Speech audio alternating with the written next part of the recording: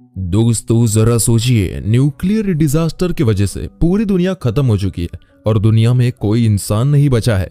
लेकिन एक आइलैंड में सिर्फ एक लड़का और 6 लड़कियां किसी तरह से जिंदा बच गए हैं और ह्यूमैनिटी को आगे बढ़ाने की जिम्मेदारी इस एक लड़के और उन 6 लड़कियों के हाथों में है।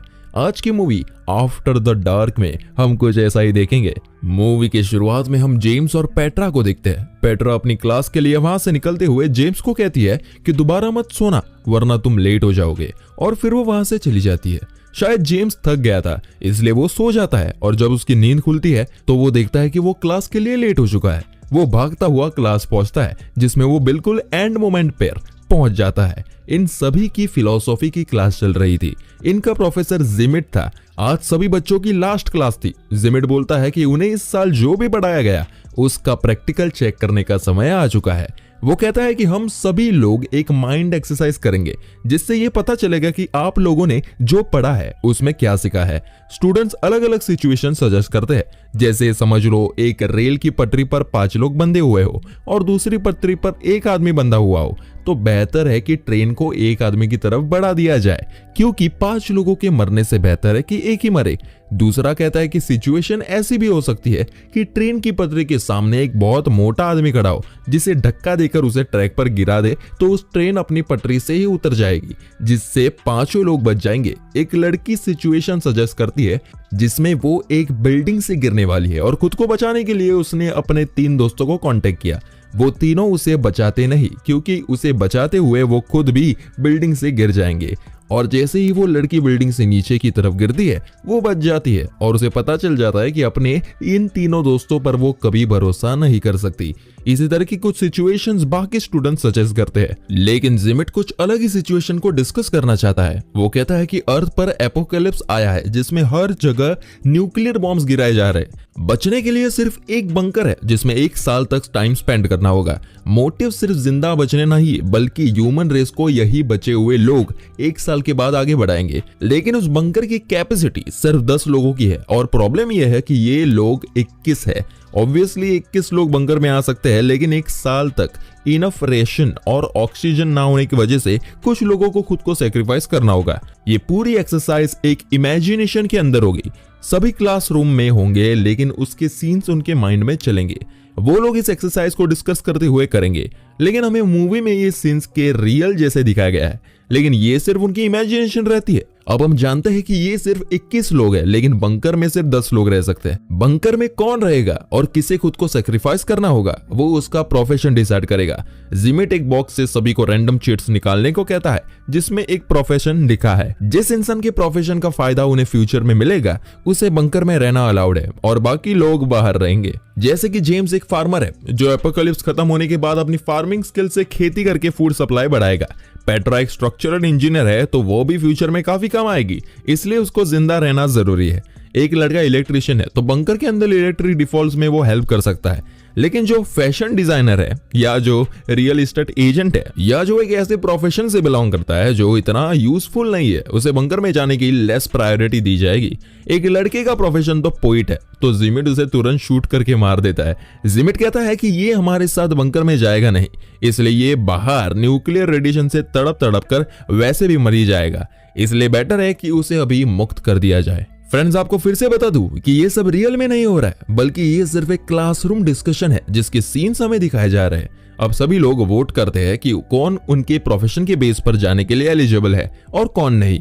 जॉर्जिना एक डॉक्टर है जिसके लिए सब वोट करते हैं। चिप्स नाम का लड़का एक कारपेंटर है जो बंकर में जाने के लिए एलिजिबल है। आखिर में क्योंकि जिमिट के पास वाइल्ड कार्ड है इसलिए सभी उसके फेवर में वोट करते हैं, क्योंकि क्या पता उसके पास कोई सीक्रेट इंफॉर्मेशन हो जिसकी जरूरत उन 10 लोगों को पड़े।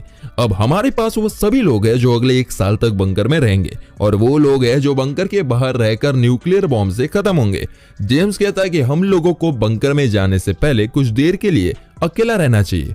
वो पेट्रा के साथ टाइम स्पेंड कर ही रहा था कि उसने एक गोली चलने की आवाज आती है और वो देखता है कि जिमिट ने उन सभी लोगों को गोली से मार दिया था जो लोगों को बाहर रहना था। बाकी सभी लोग प्लान बनाते हैं और बंकर के अंदर पहुंच जाते हैं और जिमिट के वहां पहुंचने से पहले दरवाजा बंद कर देते क्योंकि जिमिट उनके लिए अब खतरा लग रहा था। अब ये सभी लोग बंकर के अंदर अपना काफी टाइम स्पेंड करते हैं। एक दिन पेट्रा बाहर जाकर देखती है कि जिमिट न्यूक्लियर रेडिएशन की वजह से जल चुका था। वो बताता है कि बंकर के एग्जिट कोड सिर्फ उसे पता है और फिर वो वहीं पे अपना दम तोड़ देता है।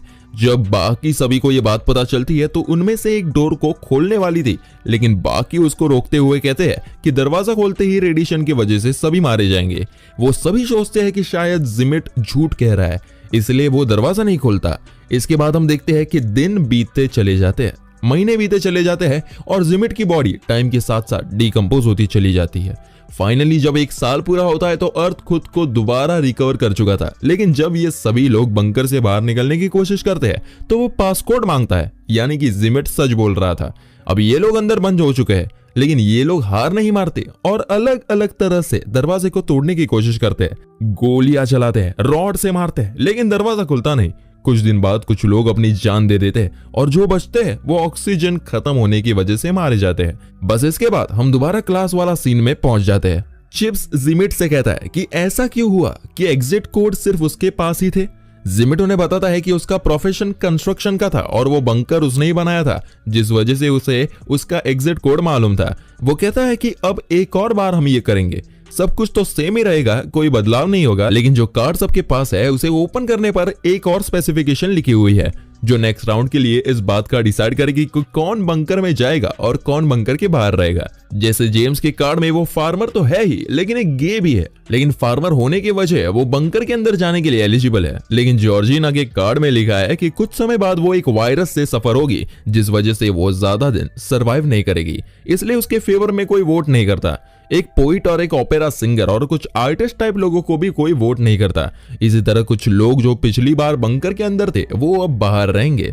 अब हम दोबारा से सिचुएशन के अंदर थे जहां जिमिट दोबारा चालाकी से बंकर से गन लेकर अपने पास रख लेता है और दोबारा पोइट को शूट कर देता है। वो लोग 2 ग्रुप में डिवाइड हो जाते हैं, एक तरफ वो लोग जो बंकर के अंदर जाएंगे और दूसरी तरफ वो लोग जो बंकर के बाहर ही रहेंगे। जॉर्जिना जिमिट से कार की चाबी मांगती है और बाकी लोगों के साथ वहां से भागने की कोशिश करती है, लेकिन वो सब लोग न्यूक्लियर धमाके से मारे जाते हैं। जिमिट और बाकी सब बंकर के अंदर आ चुके थे। पेट्रा रात को देखती है कि जेम्स अपने बेड में नहीं है। जब वो उसे ढूंढते हुए जाती है तो वो देखती है कि जेम्स जैक नाम के लड़के के साथ इंटीमेट हो रहा था क्योंकि वो गे था। पेट्रा ये बात सभी लोगों को बताती है। जिमिट कहता है कि उन सभी लोगों को अब अपने पार्टनर्स चूज करने चाहिए जिससे वो लोग बच्चे पैदा कर सके। ह्यूमन स्पीसीज इससे ही आगे बढ़ेगी। सभी लोग इस पर एग्री होते हैं। सभी लड़कियां अपने पार्टनर्स चूज करते हैं, लेकिन पेट्रा अकेले रह जाती है तो उसे जिमिट को पार्टनर बनाने के लिए कहा जाता है। पेट्रा भी मान जाती है और जिमिट के साथ जाती है। जेम्स शॉक हो जाता है और उसे रोकने की कोशिश करता है, मगर खुद वो भी किसी और के साथ इंटीमेट हुआ था। ऐसे ही कई दिन बीत जाते हैं जब सभी अपने पार्टनर्स के साथ इंटीमेट होते हैं, लेकिन अब तक कोई प्रेग्नेंट नहीं हुआ। इसलिए जिमिट एक ऐसा पॉइंट रखता है जिससे सब हैरान और परेशान हो जाते हैं। वो कहता है कि अब हर लड़की हर लड़के के साथ इंटीमेट होगी ताकि कोई ना कोई प्रेग्नेंट हो जाए। वो कहता है कि ह्यूमन स्पीसीज को बचाना ही हमारी प्रायोरिटी है। इस बात से सब परेशान थे क्योंकि उन्हें अपने पार्टनर से लगाव था और वो नहीं चाहते कि उनका पार्टनर किसी और के साथ इंटीमेट हो। बोनी जो कि सिचुएशन में एक सोल्जर है और उसकी मेमोरी काफी शार्प है, वो जिमिट से कहती है कि वो और किसी के साथ इंटीमेट नहीं होगी और अगर उसने उसके साथ जबरदस्ती करने की कोशिश करी तो वो उसे जान से मार देगी।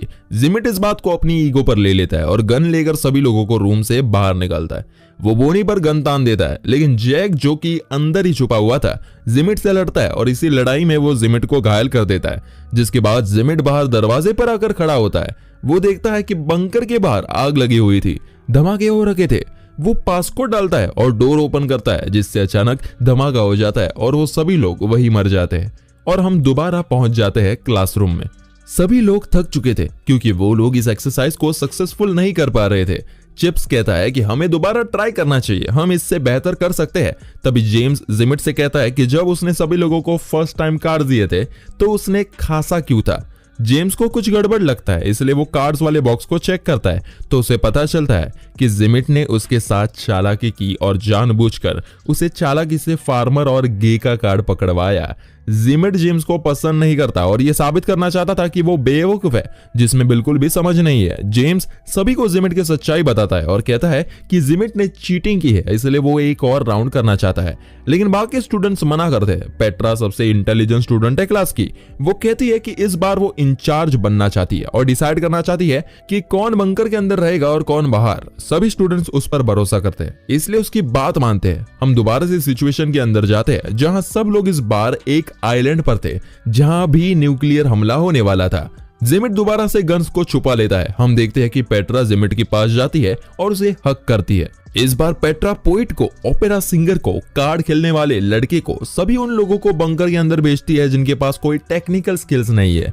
जिमिट उसके डिसीजन को गलत बताता है। जैसे पेट्रा ने एक फैशन डिजाइनर को बंकर के अंदर रखना चाहा क्योंकि फैशन डिजाइनर को कपड़ों की समझ होती है और सही कपड़े पहनने से सेल्फ एस्टीम बूस्ट होगा जिसका असर सिविलाइजेशन पर पड़ता है।